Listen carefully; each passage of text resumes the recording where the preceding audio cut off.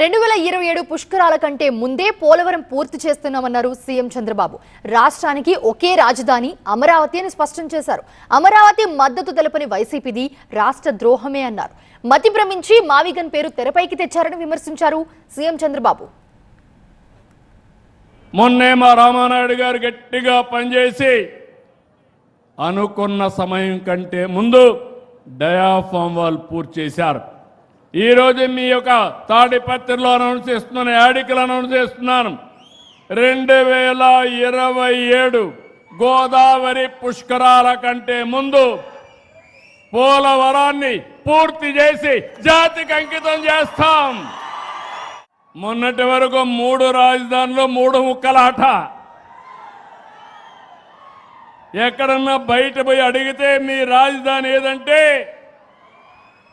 చెప్పలేక నామోషి. సర్వీస్ కమిషన్లు అడిగితే మన వాళ్ళు బిక్కముఖం వేసే పరిస్థితి. అమరావతి ప్రజా రాజధాని, దేవతల రాజధాని. ఎవడైనా ఆ పేరు 10 సార్లు చెప్తే మీకు కూడా పుణ్యం వస్తుంది. అలాంటి రాజధానిని పేరు చెప్పడానికి ఇష్టం లేకుండా మావిగన్ అంటున్నాడు. అదేంటో నాకు అర్థం కాదు. మీకు అర్థమైందా? మీకు మావిగన్ కావాలని అడుగుతున్నా. వద్దు అంటే గట్టిగా చప్పట్లు కూడా చెప్పండి కరెక్ట్ కాదని. మన ఆస్తులకు రక్షణ కావాలి.